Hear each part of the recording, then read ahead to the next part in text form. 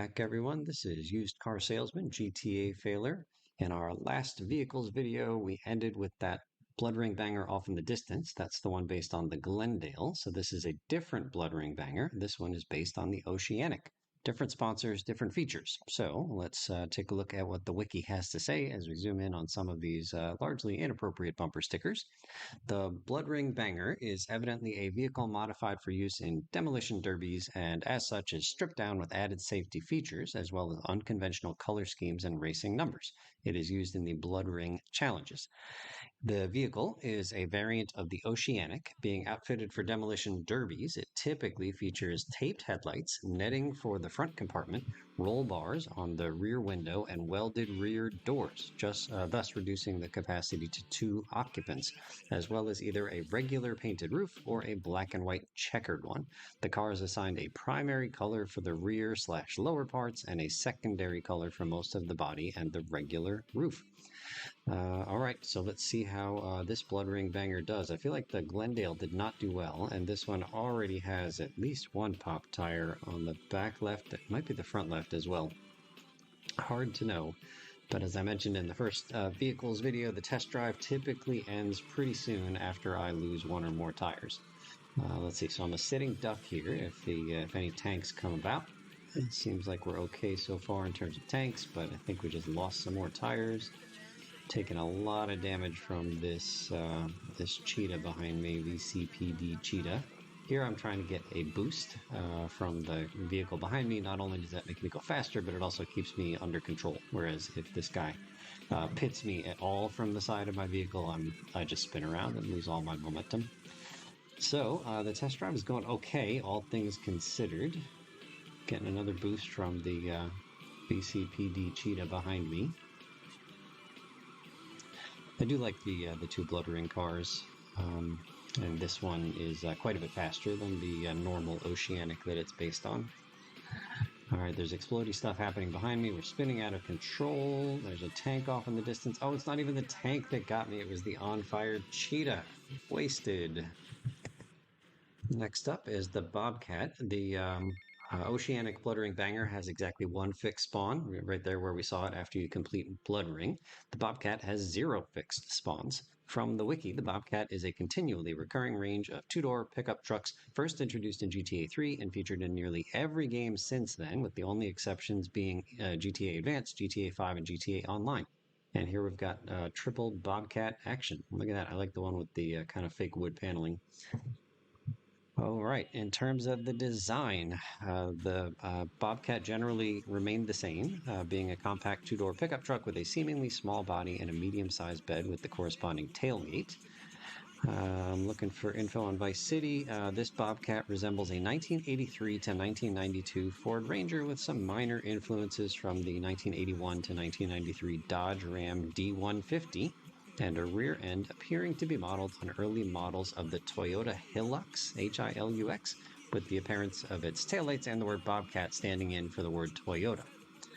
Okay, cool. Kind of like the Bobcat. I enjoyed using it in GTA 3. It was one of the required import-export vehicles for the Portland garage. Okay, performance. Pre-GTA 4 Bobcats have a V6 engine, with the only exception being the 4-cylinder one in San Andreas and VCS. The Bobcat is fairly slow but has high torque and strong, stiff suspension. However, the low power and heavy weight means it takes a long time and a straight and clear road for the Bobcat to achieve maximum speed.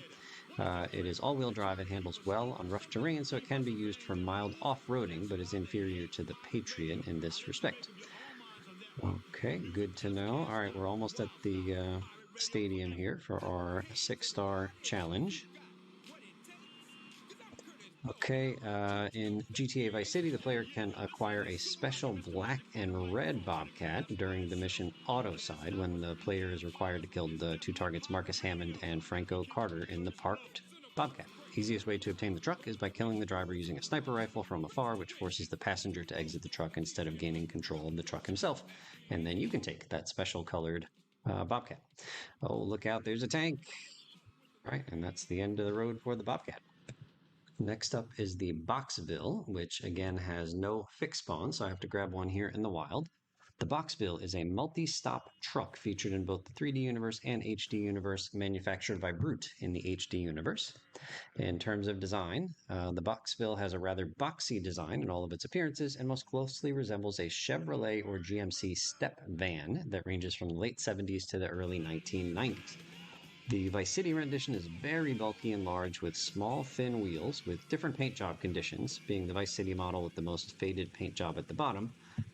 Then it says San Andreas is a little bit different, but who cares about San Andreas? We are all in on Vice City in this series. Performance. The speed and handling of the Boxville are mostly the same as those of any large vehicle. Due to its large size and weight, it suffers from poor steering and handling, and its tires lose grip with the road much easier. Because of its high center of gravity, it is prone to tipping over if driven on rough, uneven terrain. However, its large size can be used as an advantage. It can be used to easily ram smaller cars off the road.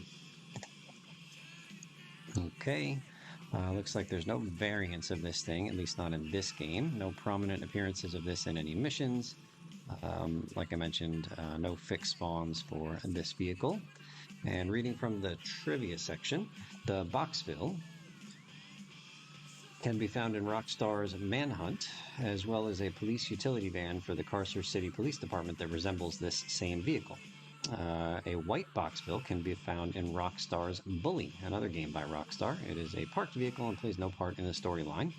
In GTA 2, Claude Speed is seen using a vehicle similar to a Boxville in the short film for that game.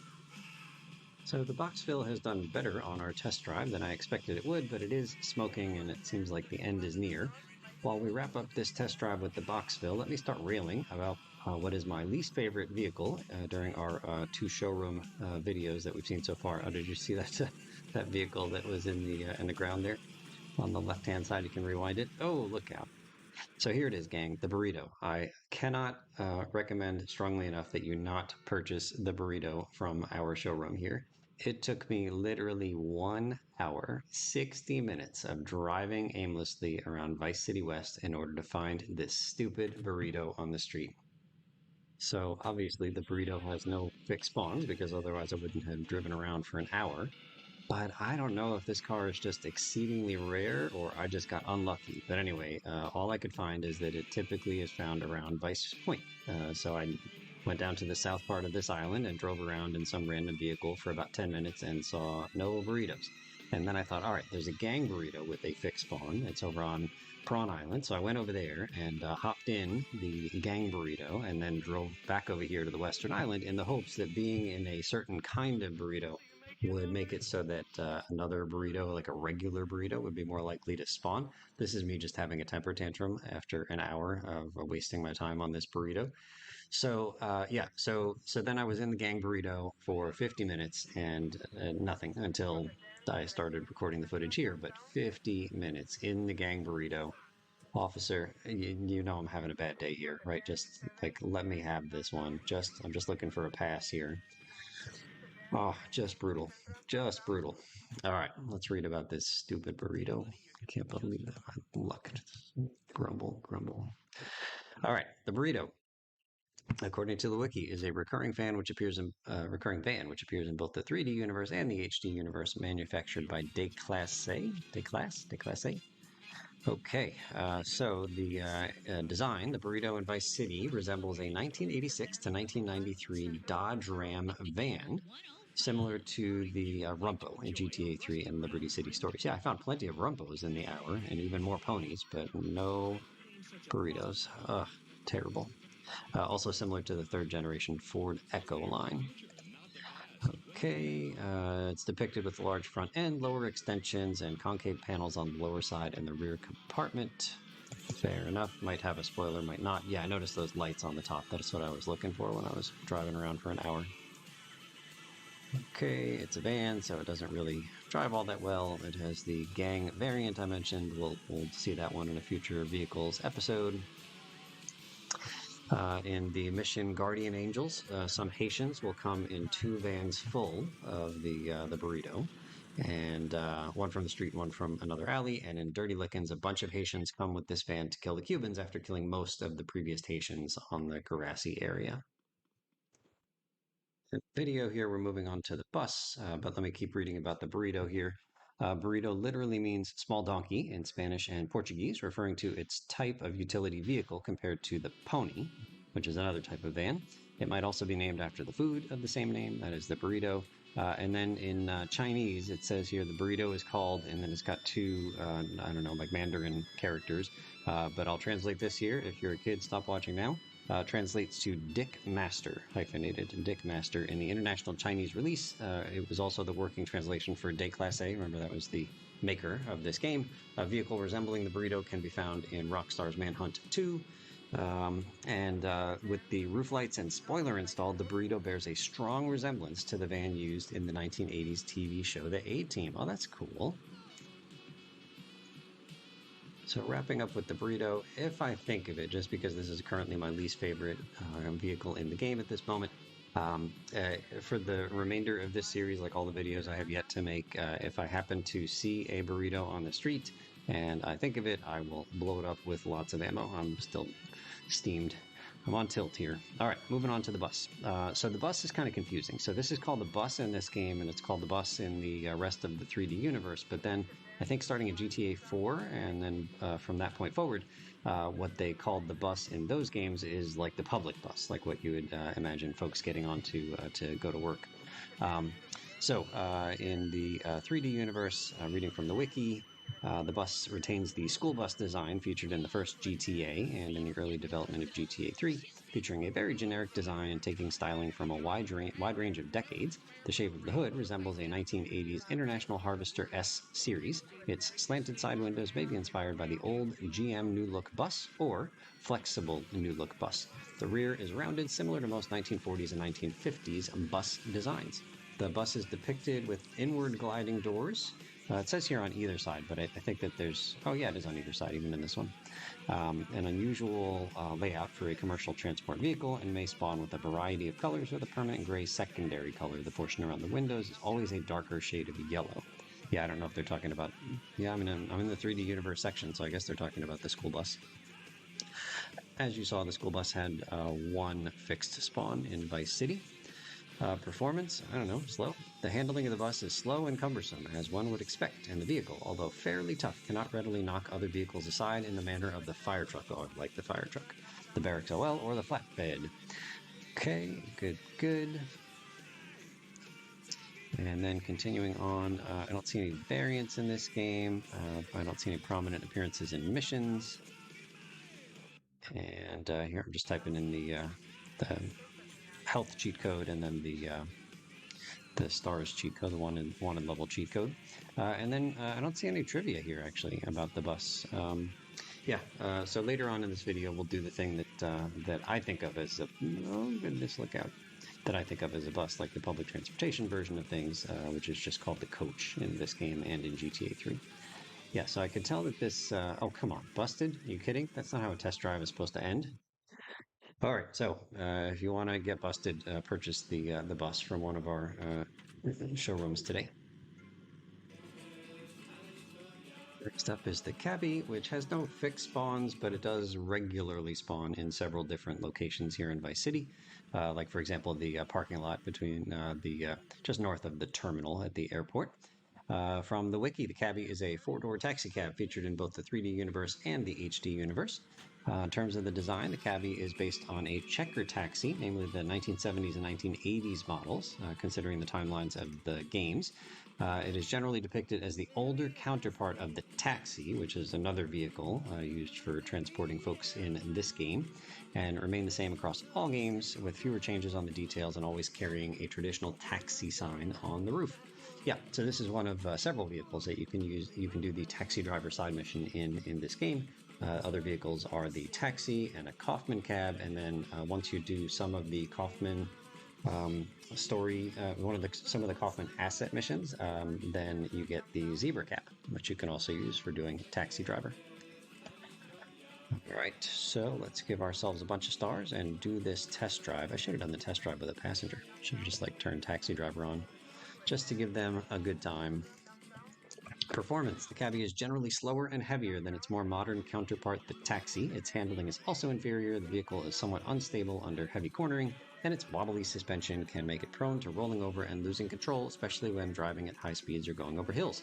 These factors make the cabbie a poor choice for the taxi side mission, where speed is critical. Indeed, but I don't like the taxi side mission in this game, so every vehicle is a poor choice as far as I'm concerned. Variants. So I mentioned the Kaufman cab. We'll see that in another video. This one is upside down and about to be busted and on fire and all things bad. And the Zebra cab we'll also talk about later in this video series. And then the Borg 9 doesn't appear in this game, but does appear in GTA 3. Next up is the Caddy, which has one very hard to see fixed spawn right here in the bushes by the lighthouse. You can just see a bit of that blue right there. I'll pull it out and give you a better view of it.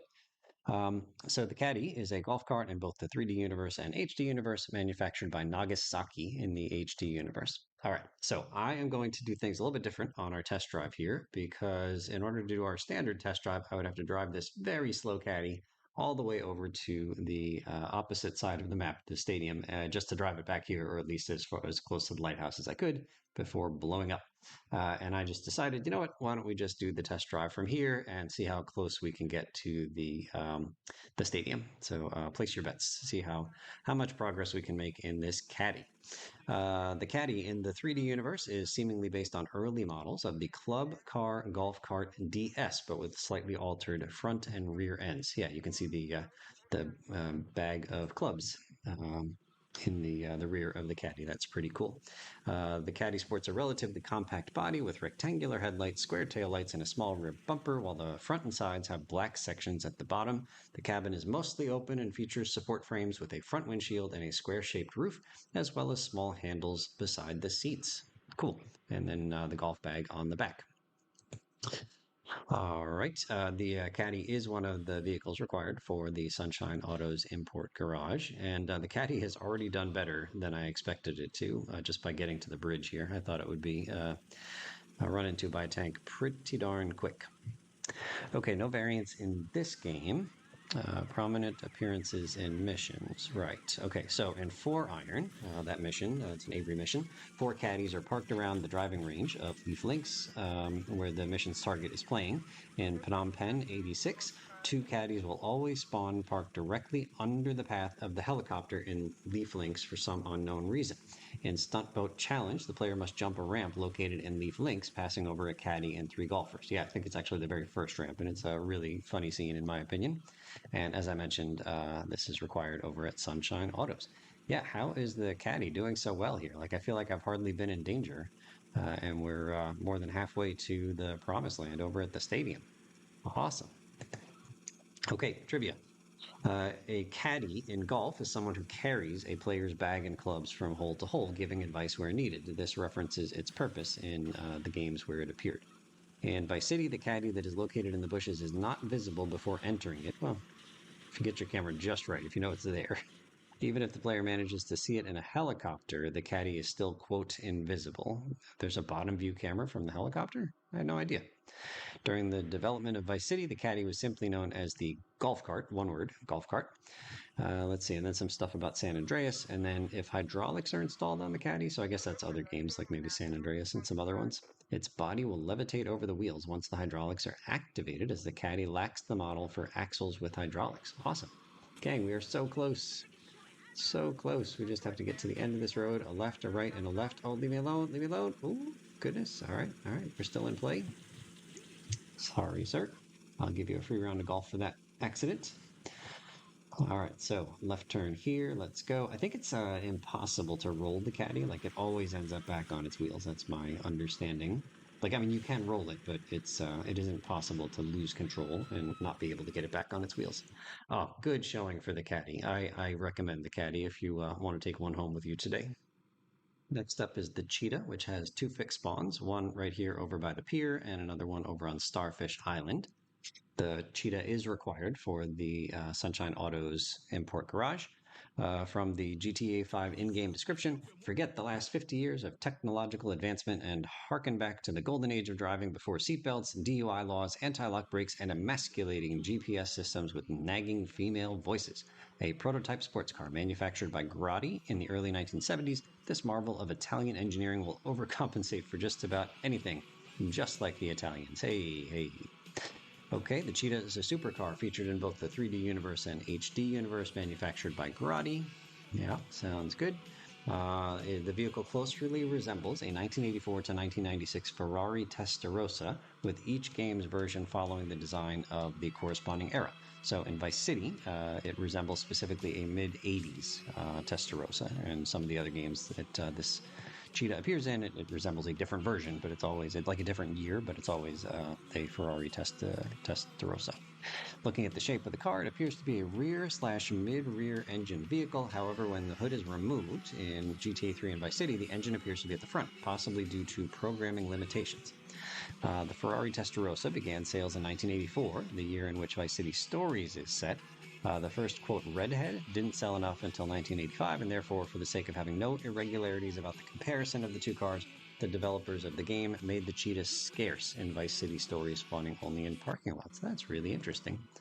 Okay, let's see how the Cheetah does on its test drive. I expect sports cars will do pretty well in test drive because they're fast and can hopefully stay in control, not lose their tires, and not get blasted by a tank. Okay, performance. The acceleration of the Cheetah is slightly inferior to other sports cars in the game, but the handling, speed, and braking are far superior to all others. Due to its low suspension, it hugs the road and is not prone to rolling over or spinning out of control when cornering at high speeds. Awesome. Let's see if that holds up here in our test drive. Okay, there is a special Cheetah here in this game, the VCPD Cheetah. We'll see that in a later video in this series. And as I mentioned, it's required in Sunshine Autos. Notable owners. Let's see here. Yeah, so we've got, no, that's locations. Who owns this thing?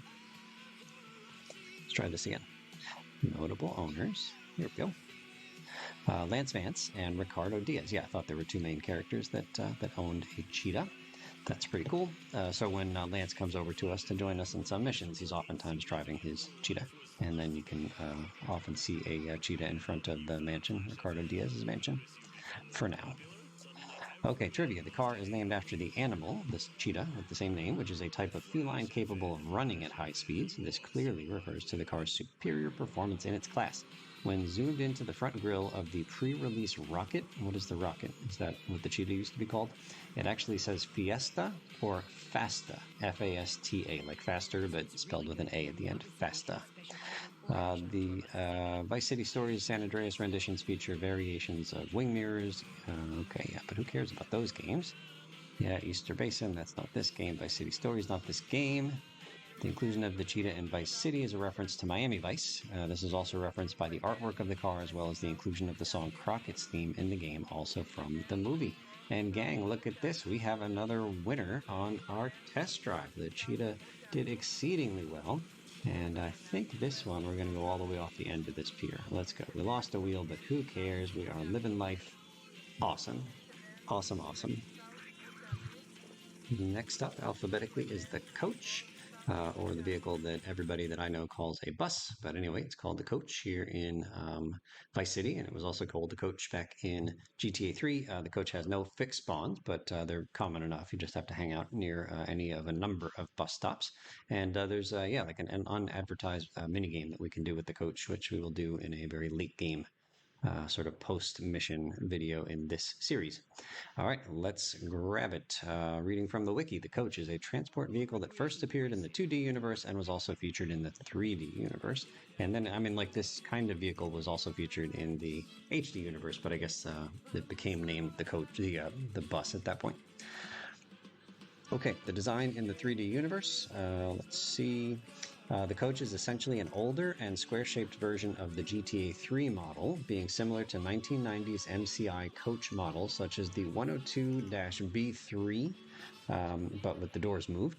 The front has a black bumper mounted slightly higher than usual, likely stemming from a programming error. Square headlights, slightly angled windshield with the separation in the center. All right, fair enough. Performance, one of the heaviest vehicles in the game, and its size makes it have a very wide turning radius, and probably that's not going to bode well for us, so look out. Can we get this back on its wheels and not get blasted by a tank that I can't see? Negative. Negative is the answer to that question.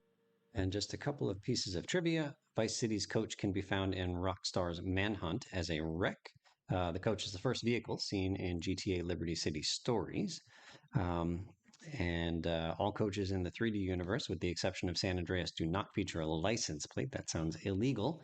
And in the 3D universe, the protagonist can, from certain angles, be seen walking back to the passenger section when they get in to hijack one of these coaches, presumably due to the presence of only one animation for entrance to the vehicle.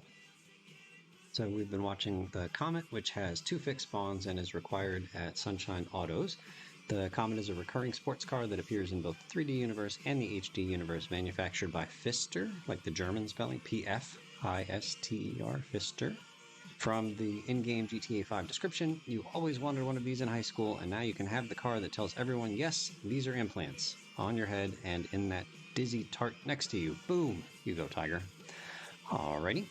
Okay, influence. The Comet is inspired by the Porsche 911, particularly the 911 SC Targa from the late 70s to early 80s, with some design cues borrowed from the late 80s 911 models. Okay, good to know. And we keep heading towards the stadium here, and we'll take a little bit of a closer look at the design. Distinguished by its angled front end, small bumpers with overriders, and circular headlamps along with their open tops. The Comet in Vice City only spawns in single body colors, while in later games the rear pillars section may receive a secondary color. Okay, performance. Really fast. With its all-wheel drive, powertrain, grippy tires, and powerful engine, the Comet in Vice City is one of the fastest and best handling sports cars in these games, so it must make it to the lighthouse, no? The handling limits and grip levels of the vehicle are extremely high. The car remains completely stable even when cornering at full speed without any power oversteer or loss of traction. It is virtually impossible to drift with the Comet even in slippery conditions such as on rainy roads or grass. The Comet's turn-in is very sharp, though there is a bit of understeer present. With its unflappable handling and near elite level speed and acceleration, the Comet is an excellent car for Vice Street Racer challenges. Okay, cool. Making good progress towards the lighthouse. Let's see, any variants here? It doesn't look like it in this game, but there are some Comet variants in some other games. Okay, prominent appearances in missions. In the mission Death Row, after Tommy leaves the junkyard with Lance, Diaz's men chase them both with 4 Comets. In Waste the Wife, Tommy has to kill Mrs. Dawson, who drives a yellow Comet. Actually, I think she's driven in a yellow Comet, right? Isn't there a chauffeur that drives her around in that mission?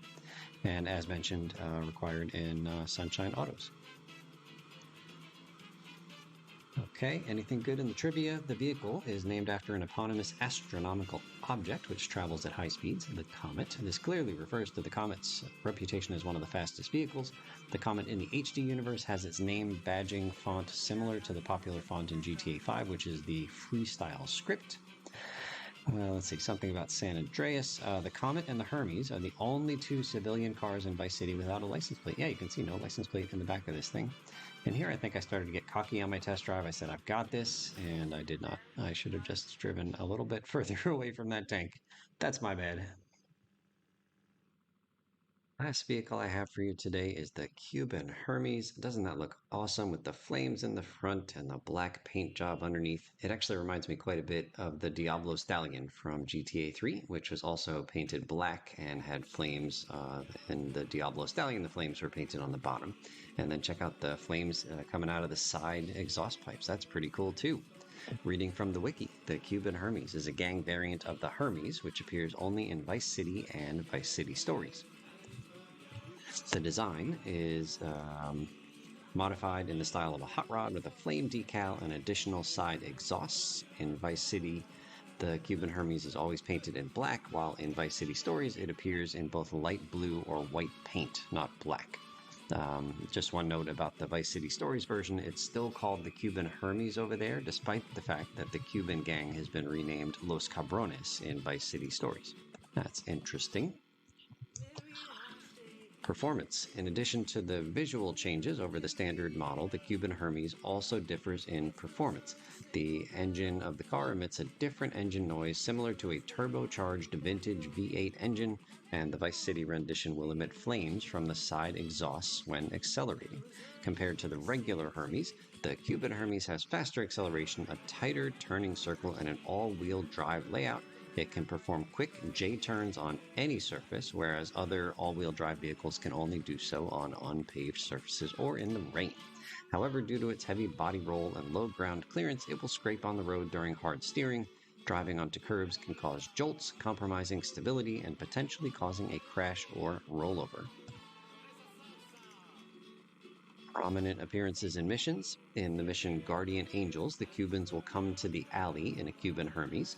In the mission Bombs Away, one of the vehicles destroyed with bombs dropped by the RC Baron is a Cuban Hermes, and the Cuban Hermes is required in the Sunshine Autos import garage. Specifically, it's in the fourth and final list.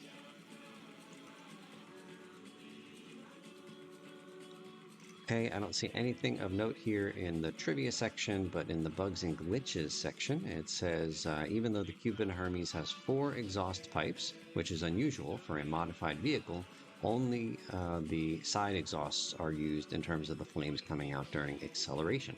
Pretty cool. Okay, so as we head over our favorite bridge here to the left, look out. I always get nervous when the camera shakes because that means a tank has just exploded another vehicle somewhere near me, so I typically look backwards during my test drives when the entire Earth is shaking below me. But the Hermes is doing pretty well, I think you'll agree, and you might be happy taking this vehicle home with you today. Continuing to look backwards here, I think we've got this one in the bag. Typically, if my test drive makes it this far, my success rate at getting to the lighthouse is pretty darn high.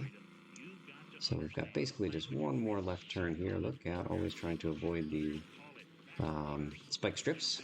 We lost the right rear tire, but we're so close to the finish line, nothing can stop this Cuban Hermes now except for my inattention. Yeah, I think I should have not looked behind me at that moment. Yeah, I just got stuck here, and it's not really the Cuban Hermes' fault, but I cannot give it credit for getting to the lighthouse because it didn't make it. Thank you so much for joining me on these test drives, and we'll see you real soon.